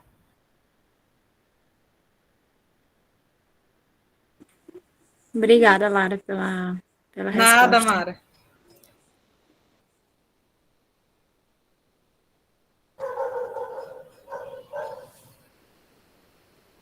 O professor Felipe aqui fez uma pergunta no chat, eu estou dando uma olhada aqui, ele coloca para mim, professora, gosto muito de pensar como nós, seres humanos, permitimos tantas atrocidades ao longo do tempo. Sendo assim, queria saber a sua concepção em relação ao conceito criado por ela de banalidade do mal. Felipe, eu vou tentar explicar isso sem que a gente atravesse no desafio. Basicamente o seguinte, Hannah Arendt, ela termina A Origem do Totalitarismo, um livro que eu mencionei algumas vezes na minha fala, publicado em 1951, defendendo a ideia de que o mal era algo radical. E aí, essa constatação da autora, ela se baseou, amparada por alguns outros filósofos modernos de destaque, como Immanuel Kant, que o mal pode ganhar forma radical. E para ela, o totalitarismo seria, vamos dizer assim, a comprovação desta hipótese. Quando Hannah Arendt, na década de 60, ela embarca como correspondente da revista jornal The New Yorker para acompanhar o julgamento do carrasco nazista Adolf Eichmann, que ela, como judia, como alguém que já passou por um campo de internamento, ela espera encontrar o quê? Alguém com feições diabólicas, malignas, mefistofélicas, um vilão, como a tradição nos passou a figura do vilão, aquele que é vilão por querer fazer o mal. E aí, quando ela chega no tribunal, a primeira constatação que deixa em estado, que a deixa assim, petrificada. Vocês lembram do espanto que eu falei, que é o começo da filosofia, o espantar-se? Que é algo muito comum quando a gente é criança, a gente vive espantado com a novidade do mundo, e a gente vai perdendo isso quando vai ficando adulto. Ela começa a se espantar com uma coisa. Ele está numa gaiola de vidro. E ela começa a se espantar. Um humano numa gaiola. Isso para ela já gera um certo estranhamento, eu vou usar o termo. Depois, ela observando no decurso do tribunal, ela identifica que ele está gripado. Nada mais humano e frágil do que algo assim. E ela estava esperando um vilão, uma reencarnação de Satã, como ela mesma diz. E aí, quando ela começa a ouvir ainda mais o interrogatório dele, e aí foi um processo que perdurou por muito tempo, ela começa a perceber que ele, na verdade, algumas características na fala dele. Primeiro, que ele tinha muita dificuldade de se colocar no lugar de outra pessoa. Primeiro ponto. Vamos dizer assim, falando mais facilmente, recorrendo à empatia que o professor suscitou no começo da fala dele, professor Venot. Depois ela começou a perceber que ele não era uma criatura profunda. Ele, na verdade, ele mais parecia, aí eu cito as palavras de Arendt, um palhaço. Ele não conseguia sequer se comunicar, elaborar uma ideia própria. Ele falava geralmente através de jargões, clichês, que ele mesmo intitulou essa fala como um oficialês. Ele disse que só sabia falar através de um oficialês, ou seja, ele introjetou-se tanto na função burocrática que ele exercia, que ele transformou essa função, ele reduziu a sua existência a essa função. Então, Hannah Arendt parou para pensar e disse, então, o que motivou Eichmann talvez não tenha sido a intenção de ser vilão, mas o simples fato de que ele nunca parou para pensar nas consequências do exercício do trabalho dele acarretava. diretamente ele era responsável pelo transporte para os campos. Para ele não interessava o que ia acontecer nos campos, mas interessava transportar com eficiência. Ele nunca parou para pensar nas consequências da profissão dele. Ele se reduziu à função. Então, assim, a banalidade. Então, a Arendt, ao parar para pensar que o Eichmann, ele não era um cara profundo, muito pelo contrário, ele parecia um cara absolutamente comum. E uma curiosidade do julgamento dele é que tanto os religiosos que o visitavam, quanto os psicólogos e psiquiatras que foram atestar, saíram de lá aturdidos, que pensaram, o cara é mais normal do que eu. Ele tem valores absolutamente normais, então o que diferencia ele? Então foi quando a Arendt começou a refletir isso, o que ela cunhou como a banalidade do mal. Não é necessário a intenção de fazer o mal para executá-lo. O mal pode ser exercido pela abdicação, pela renúncia do pensamento. Não parar para pensar nas consequências pode levar os homens a empreender algo mal.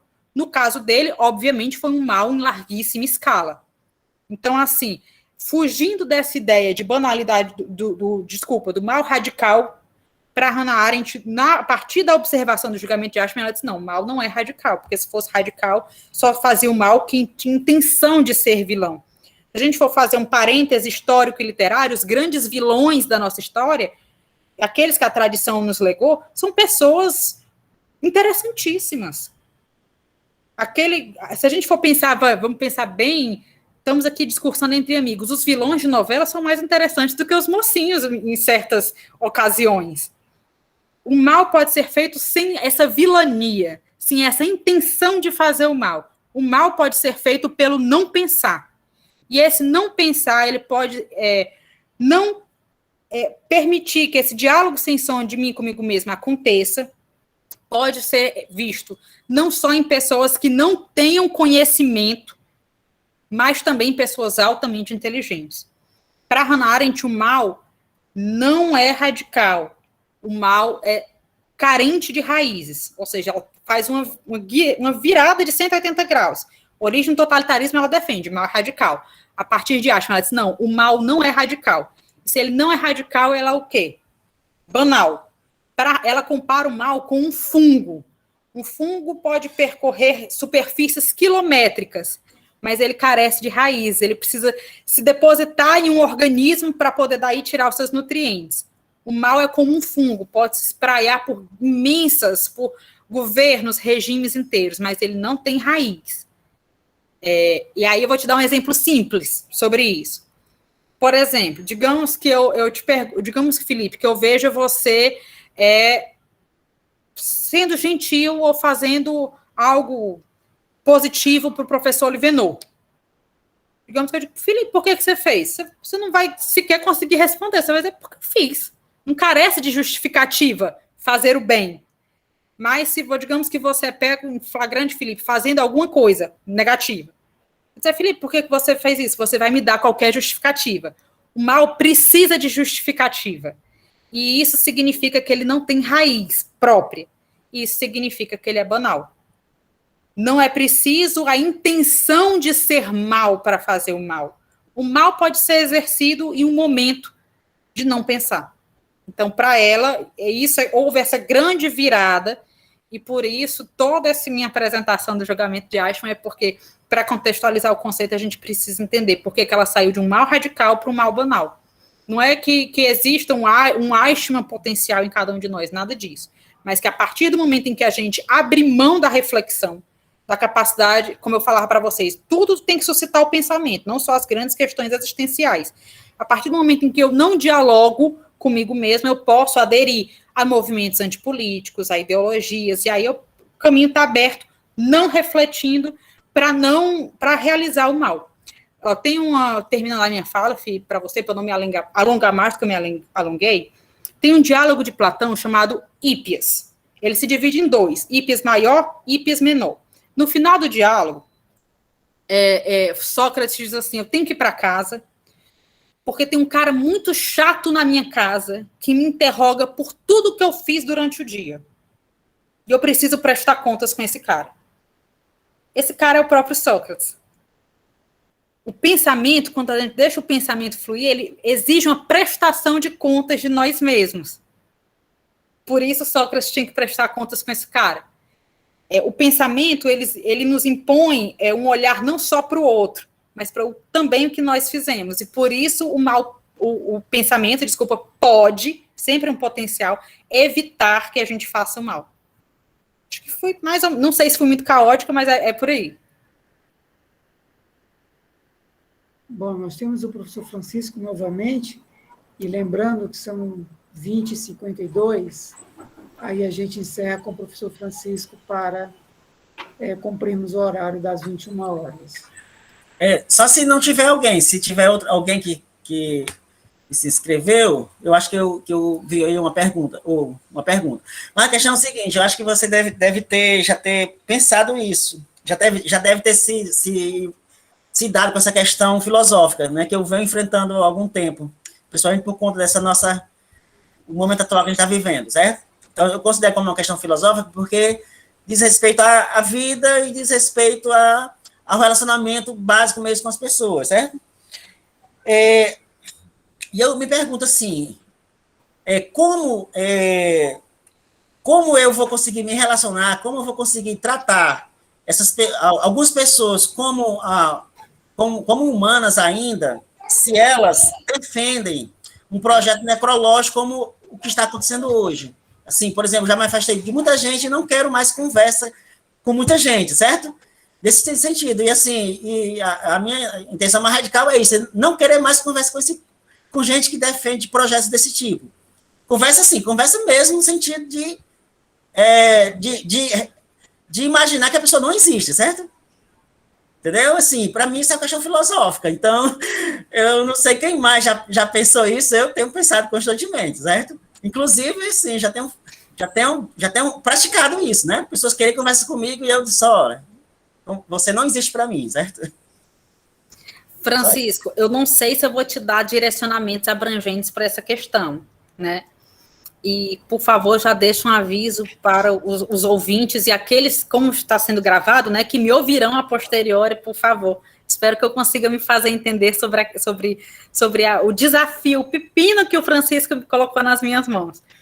Na verdade, assim, eu vou te dar duas perspectivas, e aí você depende de como você achar melhor, Francisco. Eu vou apresentar o mundo para você, em termos do que a Arendt propõe, e aí eu deixo para você, como recém-chegado, fazer a sua interpretação, né? Pontuar a sua interpretação.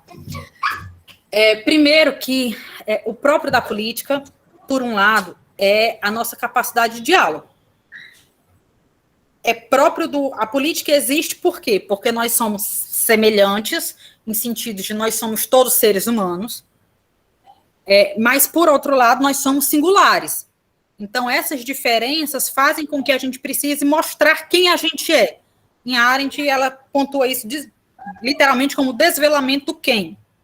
Eu mostro quem eu sou a partir dos meus atos e palavras. E, assim, nesse diálogo, nesse debate, nessa deliberação, é claro que existem as discordâncias, certo? Então, assim, por um lado, a gente não pode esquecer, se a gente for pensar em política enquanto participação, enquanto deliberação, de que é próprio da política a discordância, certo? Por outro lado, eu vou utilizar aqui um texto, e eu deixo também para vocês, claro, que se vocês quiserem conseguir, esse texto também é facilmente conseguível, é curtinho, chama-se Sobre a Violência. Nesse livro, Arendt pontua que se a estratégia de não violência usada por Gandhi tivesse sido usada em um enfrentamento aos regimes totalitários, o que teria acontecido não teria sido o resultado que Gandhi obteve, mas teria sido massacre. Em determinadas situações, como vamos dizer assim, no clímax dos tempos sombrios, e também são sombrios por conta disso, ação e discurso parecem ser inviabilizadas. E aí eu repito mais uma vez, Francisco, para que fique claro, está no Sobre a Violência, isso não é a Lara falando, isso é a Arendt. Se a estratégia de não violência utilizada por Gandhi tivesse sido utilizada no enfrentamento dos regimes totalitários, o resultado teria sido massacre. Passei a bola para você. Aí você, como um bom recém-chegado, você faz o que você dá a interpretação, um tom singular da interpretação para essa apresentação que eu fiz do mundo. Tem essas duas formas de ver. O pepino que você me colocou, Francisco. Você sabe muito bem. Eu vou começar por esse pequeno texto, certo? Francisco, eu vou meter minha colher aí nessa tua questão existencial. Eu acho que é uma questão de natureza existencial, viu? Está mais para a psicanálise do que para a filosofia. Veja, querido, eu penso que nós... quando nós pensamos assim, Francisco, me permita... Só um instantinho, Pedrinho. Espera, Pedrinho, calma. Quando nós pensamos assim, Francisco, eu acho que nós estamos atraindo para nós um âmago, né, para nossa alma, tá? Uma sombra que impede de nós, esse ser mais integral, vir a ser, sabe? Esperança, por exemplo. Eu acho que a gente precisa abolir o espírito de seita e de partido. Porque se tu não pertence à minha seita, eu te nego. Se tu não pertences ao meu partido, eu te nego. E aí, querido, tu está fazendo a opção pela seita, pelo partido, e não pelo ser humano. E não pelo teu interlocutor. Por aquela pessoa que divide contigo esse mundo, essa essência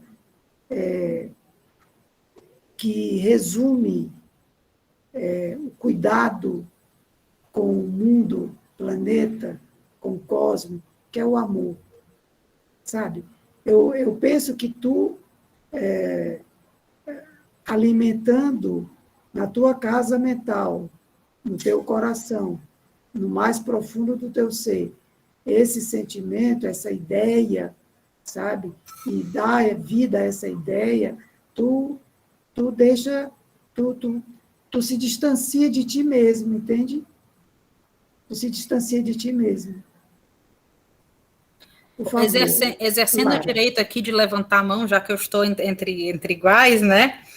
Eu acho que posso falar só assim mais um pouco, que se a educação ela tem algo a ver com o cuidado, com o zelo, com a permanência com o mundo, se a gente percebe que algum movimento ou que algum código de conduta de natureza antipolítico está, posso dizer assim, governando, ditando as regras de alguma situação política, obviamente, este grupo não tem senso de responsabilidade com o mundo, não tem o senso de permanência com o mundo. Digamos que nós temos esse zelo, nós temos esse olhar de que nós recebemos o mundo e de que nós precisamos deixar esse mundo, legar esse mundo de uma maneira digna para os que vão vir depois de nós. Então, assim, agora, o que fazer, Francisco, para conter esses que não têm este zelo com o mundo? Podemos marcar este papo para outra situação. Mas, assim, o que eu posso dizer é, de fato, essas duas vias. Por um lado, próprio da política é diálogo, mas, por outro lado, e quando na política exercida não pode mais ser considerada política? Se é considerada antipolítica, o que é que a gente pode fazer? Se a gente tem esse senso de permanência. Aí eu te deixo, muito sutilmente, esta menção que a Arendt faz aqui, a estratégia de não violência de Gandhi, e te dei os direcionamentos da obra, em que ela aponta algumas sinalizações de como é possível resistir em uma situação prática como essa que você me põe agora, que ela faz parte dos tempos sombrios, como é que a gente pode resistir? Passei o pepino para você, passei as ferramentas e passei ainda a referência bibliográfica. Aí a gente marca a nossa conversa para depois. Pronto, já peguei, viu? Obrigado. Passamos 2 minutos, viu? O professor Francisco é o único culpado, mas eu quero dizer para todos vocês da minha alegria de ter recebido do meu caro professor Odílio, né, a indicação da professora Lara para estar aqui conosco hoje, né? Penso que só ganhei com isso, porque se o tenho como uma pessoa pela qual guardo profundo carinho, tenho a Lara agora também na mesma conta, não é? Embora fisicamente não a conheça, não é? De estar com ela fisicamente, mas já pelas senhas virtuais aí, né? Pelas veredas virtuais, a gente já tem dialogado e construído isso que eu acho fundamental, que é a amizade, né? Porque eu acho que a amizade transcende qualquer dimensão acadêmica, né? E quero dizer também, já convidando a todos, que nós vamos ter a professora Lara no outro momento também. Olha aí. Está lembrada, né, professora Lara? Isso, ainda este semestre estaremos juntos novamente. É uma atividade do PET, não é? Que nós estamos chamando de invisibilidade, não é? Do indivíduo na sociedade contemporânea. Então, a professora Lara vai estar conosco no dia 10 de novembro e ela vai discutir a seguinte temática: o totalitarismo e o advento do não humano, pensar a invisibilidade do indivíduo a partir de Hannah Arendt, né? Então, vai ser uma noite, tenho certeza, bastante produtiva também. Professora Lara, meu fraterno abraço, meu agradecimento cheio de votos de saúde e paz para você, e deixo com você aí as considerações finais para a gente encerrar a sessão de hoje. Na verdade, são só palavras de agradecimento, professor, inicialmente a você pelo convite fraterno, chegou a mim tão carinhosamente, né, para propor esse encontro e o encontro que teremos a posteriori. Então, assim, fico muito feliz em ter sido me dada essa confiança por discutir hoje, na quarta-feira à noite, um pouco sobre a educação, um tema que nos é caro, e a proposta desse diálogo entre ciências. Então, os agradecimentos são meus pelos ouvidos atentos e generosos de todos os colegas, tanto aqueles que fizeram alguma observação no chat, antes, durante ou depois da fala, aqueles que não também, mas que estão aqui até o final, ou que saíram um pouquinho antes, porque faz parte da vida acadêmica também. Eu só tenho que agradecer e já me sinto muito animada para o próximo encontro, e aí a gente vai discutir um pouco questões mais intrincadas e mais caras com relação à teoria política.